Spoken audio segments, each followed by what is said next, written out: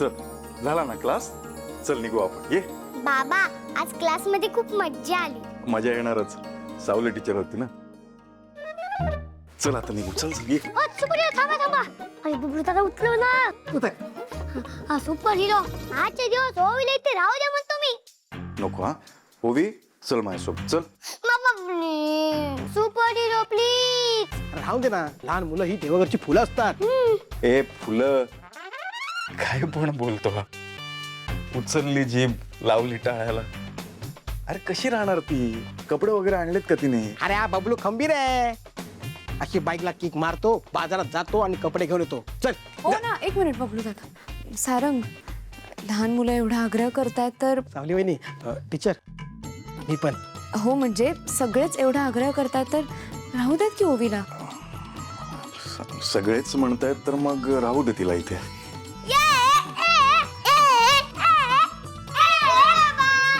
बोललो की नाही. अरे सावली टीचर बोलली ना की हा ऐकलाच पाहिजे.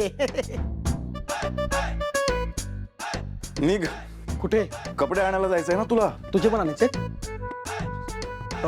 सारदा, मी कसं जाणार ना, बाईक तर घराजवळ लावली आहे. एक काम कर, तू मला घेऊन चल, मला बाईक जवळ सोड, मग मी बाईक घेईन आणि बाजारात जाईन. बाजारातून कपडे कशाला आणायचेत, घरातूनच घे ना. हा बघितला, बोललो की नाही, सारदा हुशार आहे. चल. एक मिनिट दादा. सारंग, मला सांगा, ओवी इथे राहिली तर तिच्या आईला प्रॉब्लेम नसेल ना? नाही नाही, मी बोलेन तिच्याशी. अरे बाबा, तू कसं बोलणार तिच्याशी? ती बाहेर गावी गेली ना. बाहेर गावी गेलीये, कसं बोलणार? हां, सॉरी, मला ओवीने सांगितलं होतं, मी विसरले.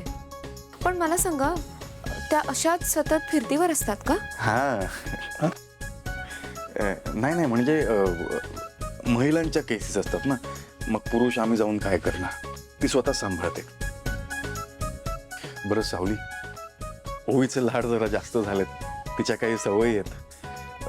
ती एकटी नाही झोपू शकत, घाबरते ती, तर तिला एकटीला झोपू नको. हा, आणि झोपेतून उठून पाणी प्यायची सवय आहे तिला. पाण्याची एक बॉटल बाजूला ठेवून दे. एवढाच प्रॉब्लेम आहे तर तू पण राहणार इथे. नाही, तू कसं राहणार नाही इथे, मला कोण सोडणार. पण तू एकटा झोपू शकशील. तू आहेस ना.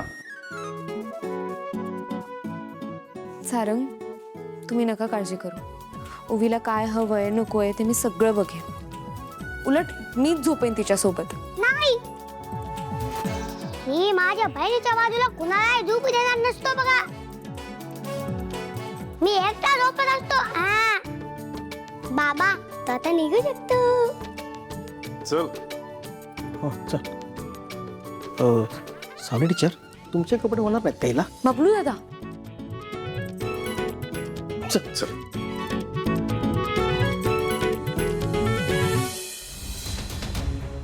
राजकुमार, मी तुला चौथ्यांदा विचारते, मला कुठे चाललंयस ते तू सांग. हा, सांगीन नक्की सांगीन तुला. प्लीज सांग. अरे कुठे चाललायस तू? प्रत्येक गोष्टीचा मला हिशोब द्यायलाच पाहिजे का तुला? का जाब विचारतेस प्रत्येक वेळेस? मी जाब नाही विचारत आहे राजकुमार, पण एक बायको म्हणून मला कळलं पाहिजे ना की माझा नवरा कुठे चाललाय एवढी मोठी बॅग भरून. हा, उद्या जर घरात तू कोणाला दिसला नाहीस आणि मला विचारलं की काय ग तुझा नवरा कुठे, तर मी काय सांगायचं? आईंनी विचारलं तर मी त्यांना काय उत्तर देऊ? कुठे आहे माझा नवरा? तेव्हा प्रॉब्लेम होईल. आईने विचारलं तर सांग, हां मध्य प्रदेशमध्ये आपल्याला नेटवर्क डेव्हलप करायचं होतं, त्यासाठी राजकुमार गेलाय तिकडे. झाली तुझी सुटका? मिळालं एक्सप्लेनेशन? अरे यार, ते आईंना मी गेन मॅनेज करून, पण बघ, मला बायको म्हणून कळलं पाहिजे ना कुठे चाललायस तू. मला सांग कुठे चाललायस. वेळ आली की तुला सगळं सांगेन, सगळं आणि नीट सविस्तर सांगेन. अरे केवढे कपडे घेतलेस तू राजकुमार? ऐक, तू किती दिवसांसाठी चाललायस प्लीज सांग ना. कदाचित परवा पण येईन किंवा 8, 10, 15 दिवस लागतील, काय सांगता येत नाही. काम ते सुद्धा नीट नाही सांगतेस तू.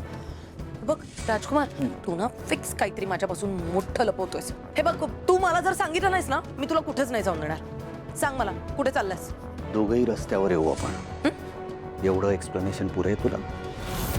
मला आता जाऊ दे मोनिका, एक भयंकर संकट समोर उभं राहिलंय. असं काय केलंस रे तू? त्या अबीरला तू किडनॅप केलंस हे कळलं का सगळ्यांना? की खंड सापडला? नंतर सांगेन मी तुला, पण आत्ता सांभाळून घे. Bye, take care. खूप शाण आहे माझा नवरा, ती शाण आहे. ह्याने ना मोठा काहीतरी कांड केलेला दिसतोय, मोठं काहीतरी घडलंच आहे, हा माझ्यापासून लपवतोय. मी एवढी याची बायको आहे, याची पार्टनर इन क्राईम आहे, मला सगळं माहित असतं तरी सुद्धा मला सांगितलं नाही, एवढं विचारून सुद्धा. म्हणजे राजकुमार, मी तुझ्या पुढची आहे. तू कुठे गेलास, कोणाला भेटायला गेलास, काय करायला गेलास, सगळं सगळं शोधून काढेन मी लवकरच. बघशील तू. वा बीर, किती भारी चित्र काढलेत रे तू. थँक्यू आवी, थँक्यू.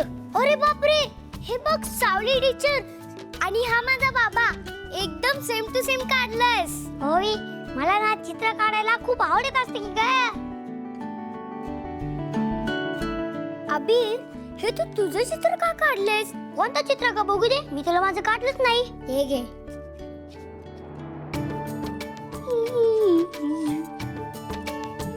बरोबर बोलले असतेस की तू. मी माझं चित्र काढायला गेलो, पण काय माहिती अचानक तुझंच चित्र निघालं असतं की ग. हे बघ. काय ग ओवी, आ? काय कौतुक चालू आहे आमच्या आर्टिस्टचं? हो, किती भारी चित्र काढले अबीरने. त्याला ना चित्र काढायला खूप आवडतं. जेव्हा तो चित्र काढत असतो ना, तेव्हा सगळं विसरून जातो.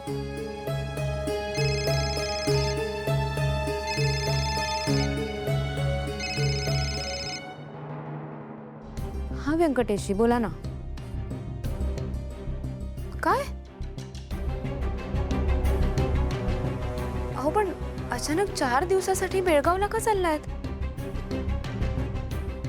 अम्माची तब्येत ठीक नाहीये?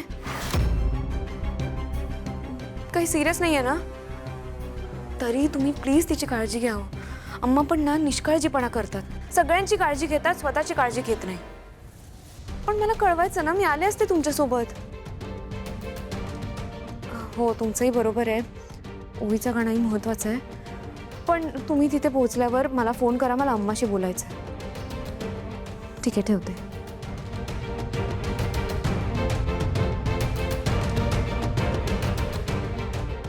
अबीर, चित्र बघून झालंय ना आपलं, मग मला बोर होते. आपण काहीतरी खेळायचं.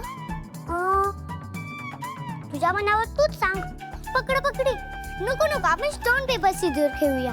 हो, आजपर्यंत मला कोणीच हरवू शकलं नाही. एवढा कॉन्फिडन्स. चल मग एक मॅच होऊनच जाऊ दे. चल ये. Stone paper scissor. Stone paper scissor. नाही. ये मी जिंकले.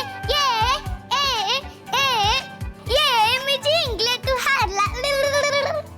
होवी, काय भारी खेळली असतेस ग तू.